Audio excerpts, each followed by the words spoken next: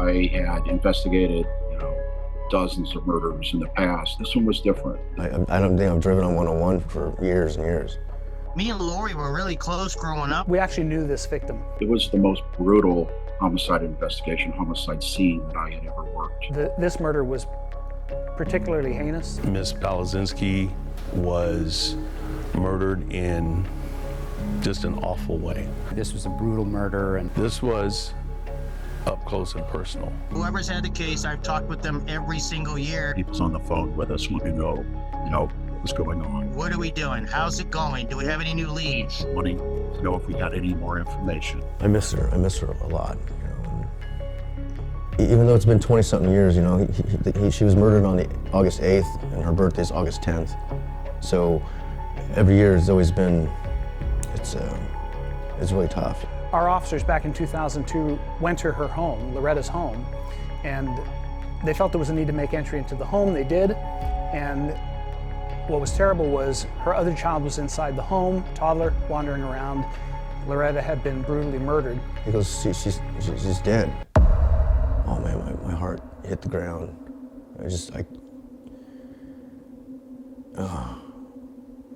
was, in shock, instant shock at that time. I just feel like I've been walking around out here alone for the last 20-something years, it's like a part of me that's gone.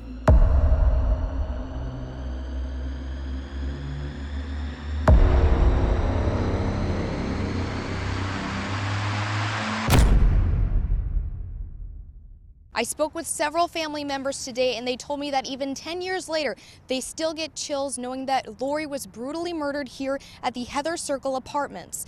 All they want now is closure.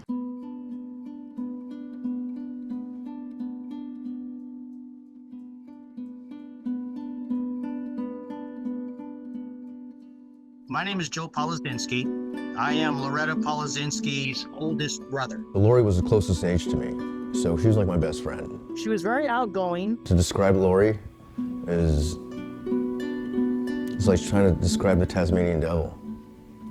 She's all over the place, but she had a good heart. She was a very loving, caring person. She worked full-time at Denny's on Verano. She worked full-time at KFC down the road from there too. And she was always more concerned about helping other customers or helping a friend or a family member, looking out for them. She was always looking at the big picture about what she can do to help other people rather than help herself. Lori always loved the outdoors, and she loved the beach. She was a water baby. So we always went to the beach in Marina that was right down the street from the roller skating rink. Well, when we were growing up, she was always the small child that was like, okay, well, she always did for everybody else. We played all the time, and we were just like two peas in a pod. We had chores to do, and every weekend, Mom would tell us, okay, if you guys don't get your chores done, we're not going to the beach on a Saturday, because Mom would take us to the beach on a Saturday in Monterey. On her birthday, we'd always go to, when I got my driver's license, we would sneak out and we'd drive down 101, we'd go to Chuck E. Cheese, we'd just go out to some fields and fly some airplanes or, do something. She had a good heart. She was a very loving, caring person. She was a good mom. She's strict. That's how we were raised by our father, strict. But she was a very strict mom, but she's very, very, more so than strict, she was very loving. And she was very compassionate. Loretta had worked as a waitress at a restaurant in North Salinas that many officers would go to for a coffee break, and I had gone there myself. So we actually knew this victim. She was known to everybody to always be a very hard worker, a very nice person, very giving. She was always very pleasant, and again, when we learned that she was the victim of this crime, it's different when it's someone you know.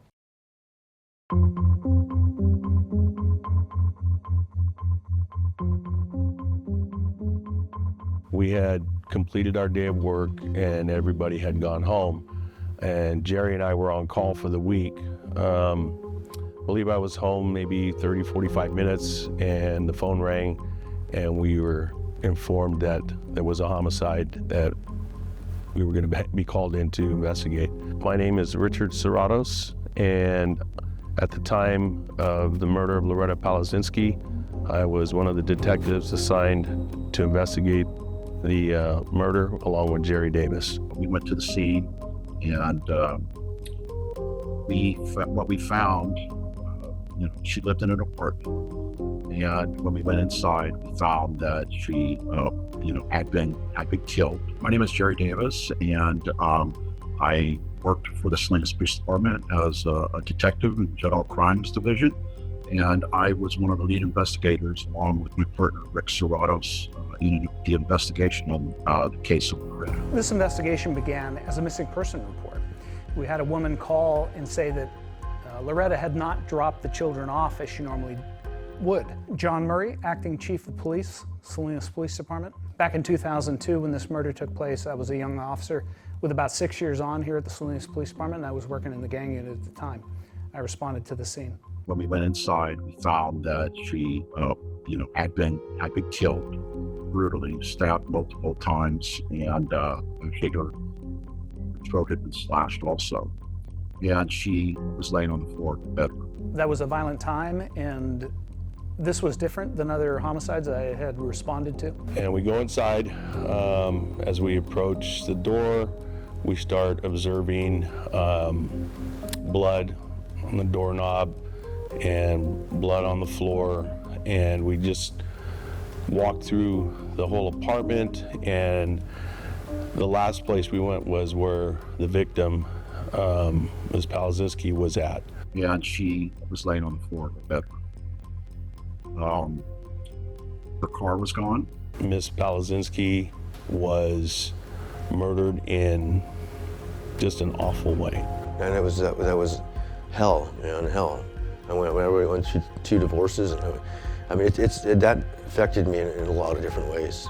At first, I really didn't want to be bothered with it. I didn't really want to talk about it. It takes a lot on your mind, and it takes a lot on your heart. I was, in shock, instant shock at that time. And so I got in my car. It just seemed like just a daze, because as much as you can hear it, but you don't really process it that fast, because. And so I'm headed over to the apartment complex where she was living, and just to let you know, our father died in the skyline. He died right across the street, and then Lori died in the apartments right across the street. So it was just. I was just trying to go in there and get her goldfish, whatever she had in there, and I think it was Maldonado or Dana. One of the detectives, they said, you don't want to go in there, man. You just don't. And so I listened, And being in the military and stuff, I've seen a lot as well, but it's a whole different aspect, when it's your family member. When I learned the victim was Loretta, she was a waitress at Denny's in North Salinas, where many officers would go for a coffee break, and I used to go there myself as well. So it was a little different that many of us at least knew who she was. Immediately, Jerry and I started directing our CSIs on what we wanted collected, photos of everything, and we start trying to piece things together based on where the majority of the blood was.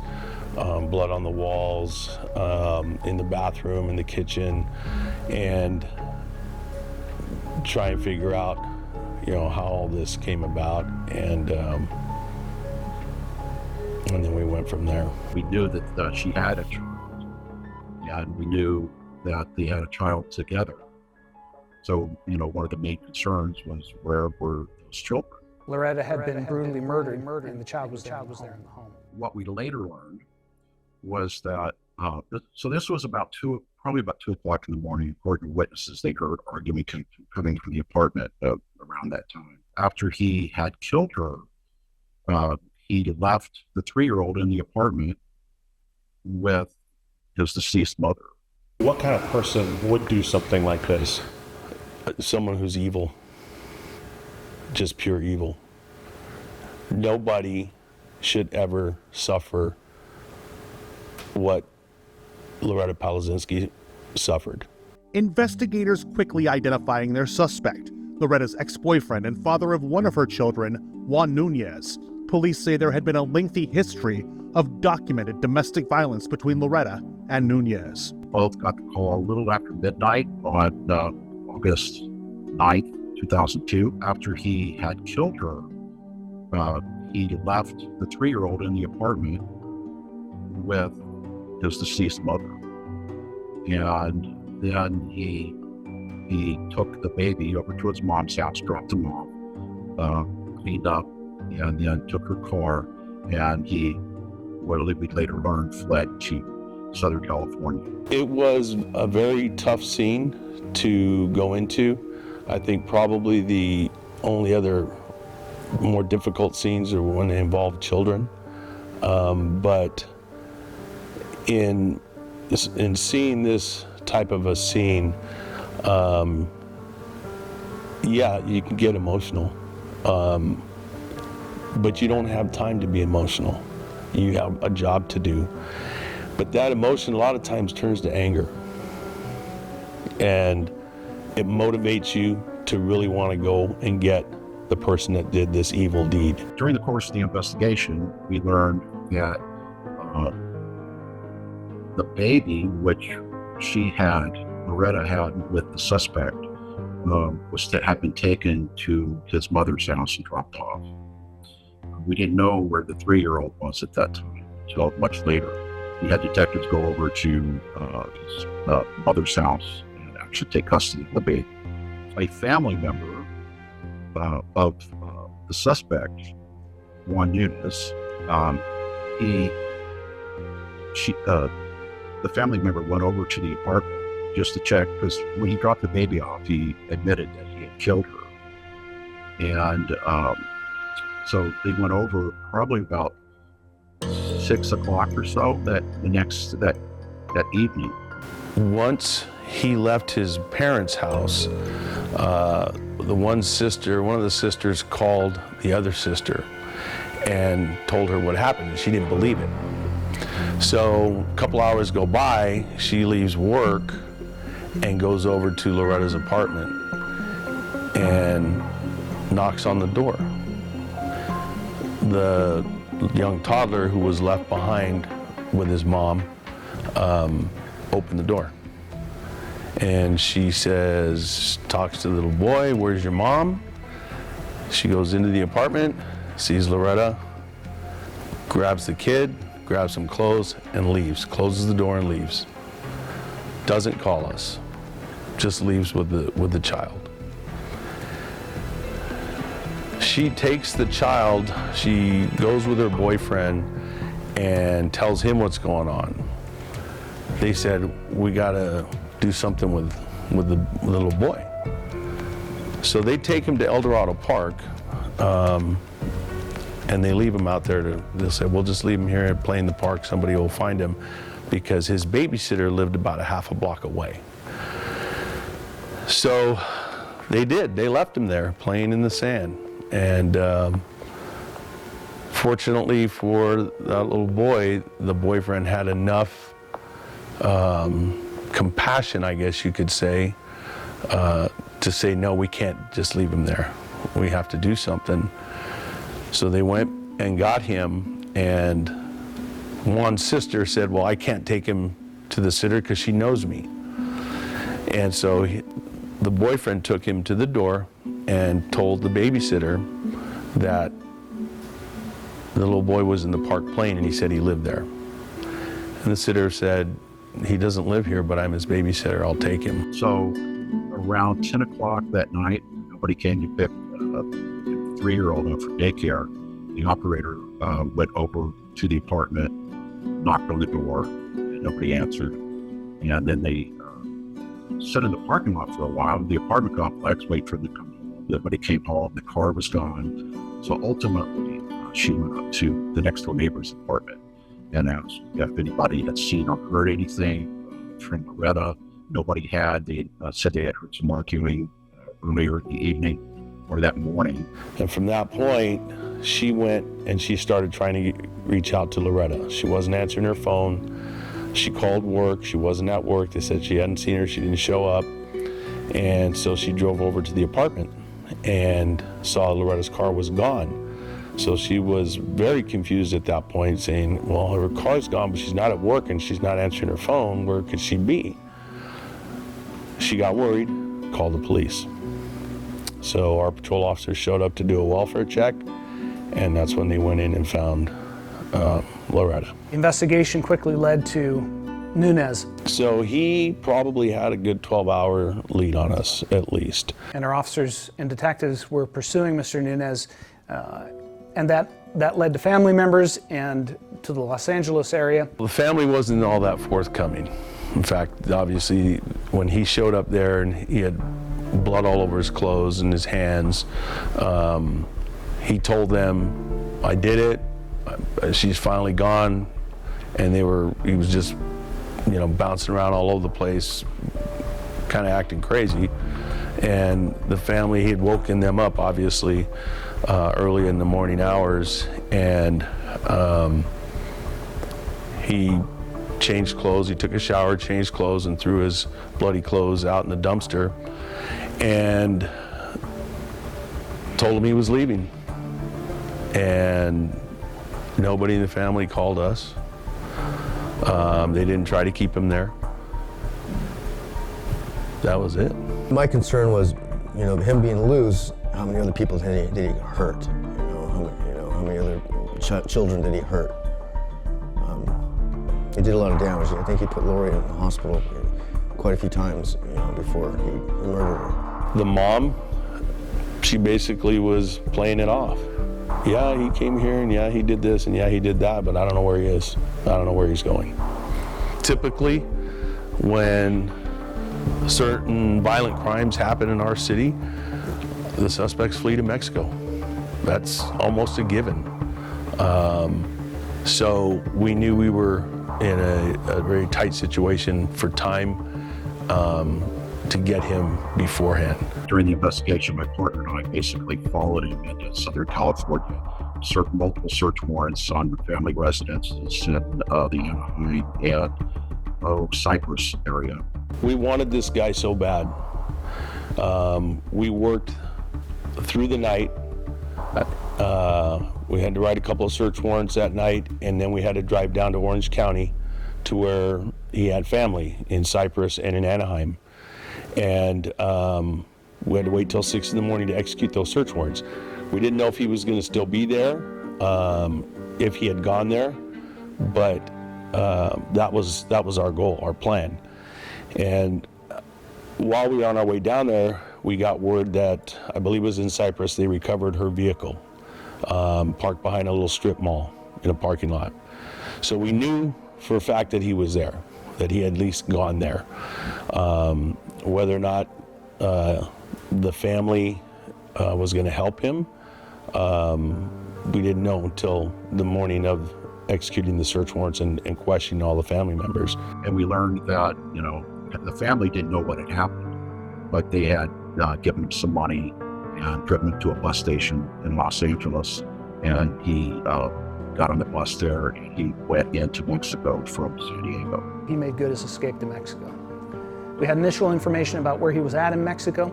However, the international element created some roadblocks, and soon that information went stale. Personally, a lot of people have always talked about, you hear a cold case on TV, you see these shows, they go cold and never get solved. Extraditing people from Mexico is pretty arduous.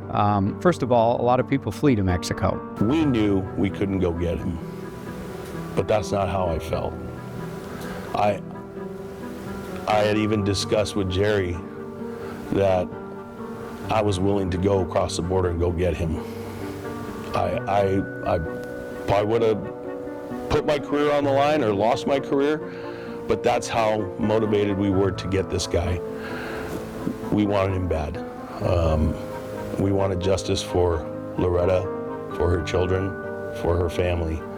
And I knew that once he was over there, it was going to be hell to get him back.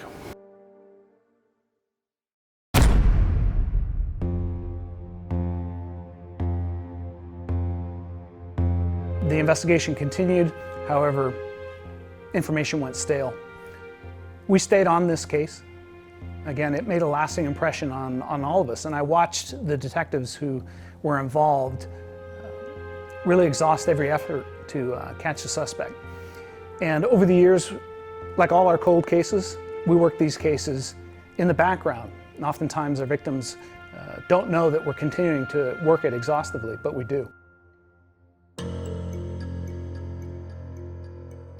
We knew once we had questioned all the families down in Orange County, because they're the ones that helped him. They drove him to Tijuana, and he took a flight from there. They gave him money to get an flight to Morelia.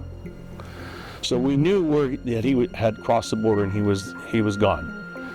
And a few days later, we sent information, a BOL, to the police in Morelia. So this was a different style of case because, it involved multiple nations. There was a motorcycle officer got that BOL and said, oh yes, he's here. Confirmed it by, we sent the picture of him and confirmed that he was there. So we knew where he was. We just could not go get him. Our only hope was that for whatever reason that he might come back and cross into the U.S. and they catch him. This case passed from one detective to the other, probably 5 over the last 20 years, if not more. And each one recognized the brutality of this case and the events of that night. Every time they would say he's going to trial, then I'd put it on Facebook, or I'd be excited about it, relief. And then they'd call me back like 20 minutes later saying, oh no, it's not going to happen. So they did it like 4 or 5 times, and I was just like, okay, well, just wait now, see, what happens here. But I understand this has occurred.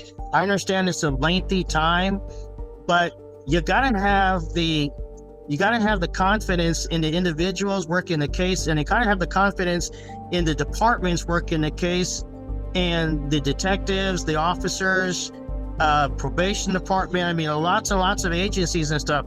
As long as you know that you can have the assurance that they're working the case and they know that you are supporting them, and they know that you are respecting the work and the time and the man hours that they put in, it gives them more hope as well to know that we are back there to support them. So it gives them a little more, I guess you want to say, confidence in knowing that they are being supported in the amount of work that they do and the amount of time that they're putting in to try to make sure this thing doesn't go really, really cold. I know with Commander Murray, who is now Chief Murray, came into the investigations division.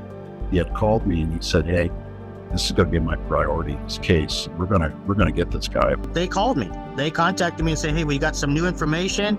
And if I was able to get to the phone, they call. If not, they'll leave a message with the individual and the name and say, call us back. We got some new info. Thankfully, our current chief, John Murray, was the commander in charge of investigations, and he knew about the case. I think he was a pretty young patrol officer back then, but he was very familiar with it, and thank God that he had not only made sure that case didn't just go away, but figured out a way to maybe we could get him. And he made a phone call to Mr. Panetta and got the ball rolling. In around 2018, 2019, after having worked here so many years, I promoted to the position of the investigations commander, the Detective Bureau commander. And there was a number of cases that I'd been familiar with over the years, and I had an opportunity now to refocus. In and around that time, we received fresh information about where the suspect was at in Mexico, so we acted on that information. Of course, there's an international element to this, and that was a factor we had to deal with.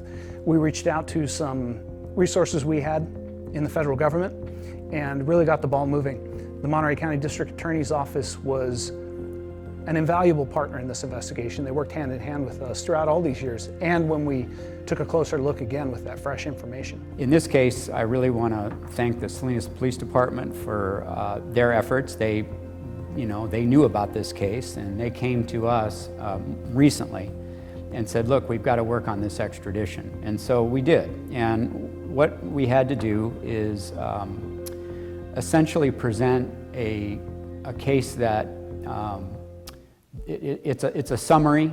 It's with declarations. There's proof that's required. In order for the Mexican government to agree to do this, you don't just give them police reports. They want sworn statements under oath. And if they review, and this has to clear our federal Department of Justice, if the Department of Justice approves, it goes to Mexico for their approval, and they'll say, okay, this person can be arrested. So in this case, there were some complications trying to do that, because a lot of the declarations that we would have needed to satisfy the Mexican authorities came from the defendant's family members. And although we knew what they said, we had them in police reports. In order to get those declarations, we would have had to have gone to them and presented declarations and have them swear to them under oath. Well, the problem is we would be afraid that they would tell the defendant about this. And we would be afraid that we might not be able to locate him anymore, that he might be on the run. And so while it was understood that he was in Mexico, we also had a pretty good idea of where he was. So we needed the DNA in order to make our extradition case. Without the confession, we needed the DNA. And so the extradition process was delayed by the need for DNA. We were able to get DNA and then go through, get declarations, prove the case without the confession to the Mexican authorities' satisfaction, and also before that, get it past the Department of Justice, who approved the extradition. Once the extradition was approved, once all that was done, it really did not take very long. In the last couple of years, we were able to locate Nunez. We worked with the Mexican government, and the Mexican government took him into custody. The U.S. Marshals were part of that investigation, and he was extradited here to the United States. It was a tear-jerking phone call that I got. I mean, it was just, I didn't have any words. I think I cried more on the phone than anybody saying, hey, congratulations, we got him, or whatever they were going to say. But I think I cried more on the phone once they told me we had him back in custody and we were back in California. I've been following this on the 8th of August every year. Every year, religiously, I've made phone call to the police department, and whoever's had the case, I've talked with them every single year. Just, where's it at? What are we doing? How's it going? Do we have any new leads? When this came about, they advised me that we got him. I said, you got him? They said, yeah, we got him. And I says, that's great. I says, okay. It was a lot to take in, because all these years that everything has gone by, it's always in the back of your head wondering, is he going to get caught? I finally got a call one day. Chief Murray, I was commander. I'm not sure if he was chief yet, but he said, hey, just want to let you know we got him. And that's the thing I would like the family to know, is that we never forgot about what we got him. Nothing more goes through my mind than knowing that it's over. I mean, it's that feeling of relief and just having the peace of mind now. It took 20 years to, push through red tape to, finally bring this guy to custody. I can't say that I wanted to celebrate, but it was a huge yes. Finally, we get our shot at this guy. So it was a relief, but it was more of a, all right, let's close this thing up now and get what he deserves. Well, he pled guilty to second-degree murder, and he did that because he preferred not to go to trial and perhaps be convicted of first-degree murder. So he received a sentence of 18 years. What I was advised, it was 18 years and 4 months to life. Yeah, that's right. That was the sentence. And I guess what he's going to be doing is he's going into the Department of Corrections basically with 2 strikes against him already. And I do recall that California is a 3-strike state. And in this case, we know that there was an argument. We know that we had witnesses who heard an argument. The crime scene was discovered, many hours later. And so we got 2 things out of it. We avoided perhaps losing, perhaps the case hanging, and also we got a final judgment, which means that he's agreeing not to appeal, and this case is over. I'm happy to see him be brought to justice. A lot of people work this investigation, both within the Salinas Police Department, the U.S. Marshal's Office, Monterey County District Attorney's Office, and a host of others. A lot of work went into this, but the part that really hits all of us is that we're finally able to bring a measure of justice to the victim and the families.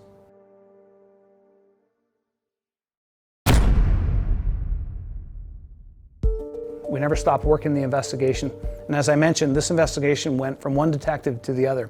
Probably 5 or more investigated this case. Because so many years had gone by and, her brother, Joe, periodically would call the police department seeing if there were any updates.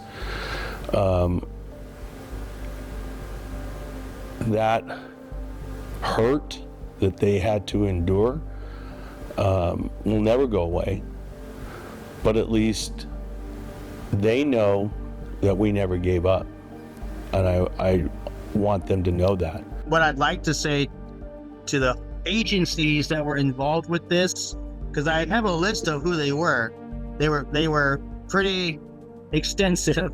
What I would like to say to the local law enforcement, the Salinas PD, and all the agencies out there that were involved in the apprehension is thank you very much. Thank you for the due diligence that you guys had and not giving up on the case or my sister. They all worked really hard. They worked really hard on this case, and while they're trying to solve Loretta's case, there's other murders happening in Salinas, and so I was just trying to do everything I could do. I sold T-shirts that helps support stopping domestic violence. But it was really rewarding to hear. My oldest daughter called me and she said, "I bet you have a. This is going to give you some relief now, huh, Dad?" And I said, "Yeah, this will be good." And then see on the news and the newspaper where they had him in the airport at San Francisco was just. It hit really hard. Somebody that is capable of doing what he did to another human being, he's capable of anything. And, there's a good possibility that, there were other people hurt in that 20-year span. We never stopped working our cold cases. All of the homicides, some of which many years have gone by, we recognize that. We're always working them, we're always looking at them. And something I always say to the people in our community is, if you have information, even on a case that was 20 years ago, give us a call. A lot of times people dismiss that piece of information they have thinking we probably already have it, or if it's of no value. But the reality is, let us have that. Let us vet that information. It may be the one piece we need. Being that something like this has occurred over 20 years, 23 years with this 3 years incarceration at the county jail, it can give people hope to say, listen, you know what, I understand this has occurred. I understand it's a lengthy time, but you gotta have the confidence in the individuals working the case, and you gotta have the confidence in the departments working the case to the public. If anybody has got issues like this or they have a problem like this, make sure that you contact your law enforcement, lean on them, and give them the support so that this way, something like this, it can be finalized, so to speak, and justice can be prevailed. I do like to help people, and I spend most of my life now, in the last 20 years, helping others. Either whether it's heal past trauma in their family, heal past trauma for themselves. People watch it on the news, they see it, they say, okay, it happened again, but You know, when your life is touched by this, there's nothing more important, and you want justice. And you know, I'm just happy that we were able to at least give some measure of justice to the family in this case. You know, possibly had they called about the disturbance and police showed up, who knows? You know, maybe she's still alive today, maybe not. Maybe they catch him. There's a lot of what ifs. You know, 22 years later, we're glad that he's faced justice, and we wish the best for the family, and hope they know that we did everything we could to bring this to a conclusion.